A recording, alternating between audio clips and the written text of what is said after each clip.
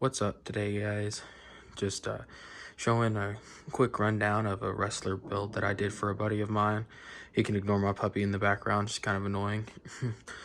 But anyway, so this started out its life as a two-wheel drive XL5 Rustler. We did quite a bit of upgrades to it, as you can probably see, you know, appearance-wise and everything. So go ahead and get started. The main obvious things, we went and we did Proline Trencher 2.8 all around, running the wide offset on all four corners. Then something else we did was, this is a Revo 2.0 rear wing. You can see here basically what I did is, this is the wing. I took the bottom mount off of the Revo wing mount, and I just took some pliers, or some dikes rather, just cut it off there.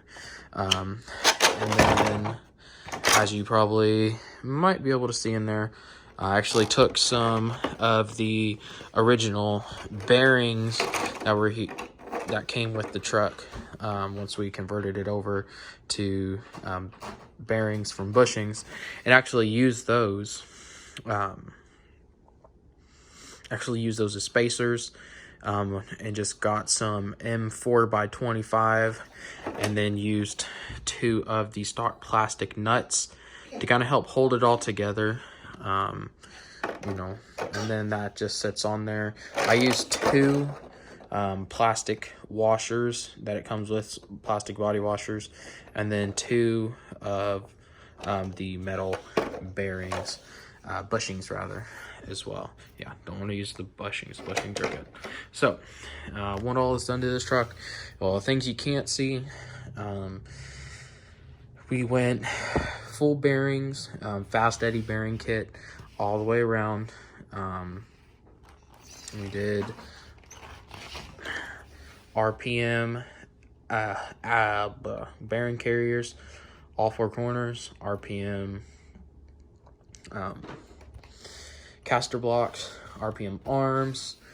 We did the RPM wide front bumper. We also went ahead and added the adjustable camber links, and then went with the beefed up / two-wheel drive steering linkage, turnbuckle, however it's called. All four corners, we have the Integy shocks running the black springs that they come with. The front, we left the preload a little bit alone. The back, we adjusted the preload slightly, since he is taking this off of large jumps, and he assumes to go brushless here pretty soon. We'll have a video of that coming soon. We want to make sure that chassis is not slapping. Now, in order to clear these bigger 2.8 tires on the body, because if you don't get a short course size tire, stadium truck size tire, for this, you will encounter body rub. Let me go ahead here. Sorry, trying to film this with one hand. So,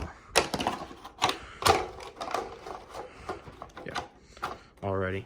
So, as you see here, we have enough clearance.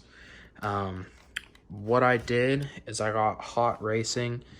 I don't know if you can see it very well or not. Maybe you can see it better over here, but we have 15mm extensions for a 12mm hex from Hot Racing. Now, technically, these are for the SCX10. What you have to do to make them work for a Traxxas is, if you get a drill bit and you drill out the little bit of a flanged edge that's in there. You can get it to slide on over the axles. Now for the front ones, you're not going to want to use the screw through pin. You're just going to want to use the little axle hex pin that's on there. You'll just want to kind of put it on there. Now you will have to have, they do have some spacers. In order to get it to work on the front, you will need to have those spacers, as the little slide through pins that now act as your new wheel nuts will not tighten all the way unless you do so. Alrighty, so what else have we done? We went ahead and just shortened the antenna. Still has good range. He's still right now running the 3000 7.2, or is it it's the 8.4, my bad, 8.4 nickel metal hydride. I'm so used to the older Traxxas that came with this 7.2. Still running XL5. We're planning on going with the 3300 kV Spectrum combo. It's a great combo. I have it on my Slash that I will do a video on here shortly. On the back, to get it brushless ready, again, we have the adjustable beefier camber links. I do like these way better. Some people will say, oh, well, they bend or whatever, rod and pull out. I don't care. I like these better. I like the adjustability that it gives this truck on both sides, being able to manually adjust that camber. And then we have RPM arms, again, on the back. RPM axle carriers, fast eddy bearings. We also did the, I don't think you can see it, but we have the hot racing spacers on the back as well, just to give it that evenness on the spacing.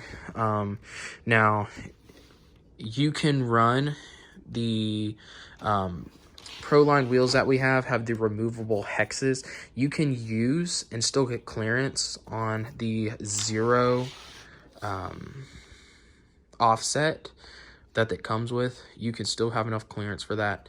We just wanted to be safe, and I just, it's a ton of screws to come off. So also all around, since we did go with a wider ball here, then went ahead, put a longer screw, and then did a nut there on all 4 corners just to keep that nice and tight.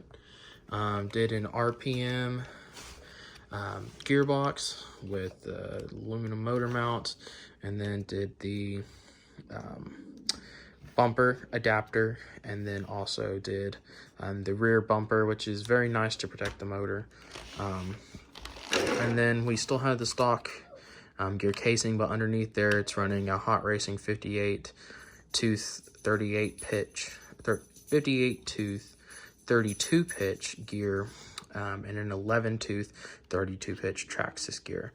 Inside of the transmission, all the gears are stock except for the differential. We have a sealed Hot Racing differential running 500,000 fluid. Great differential, works really good. Also went with the metal Traxxas drive shafts with the CVD boots to keep everything nice and clean there. Overall, it's a good truck. Still a little bit of way to go. It's going to be going brushless here soon. So we'll keep everybody updated on that. And if you have any questions, you can just let me know. And peace.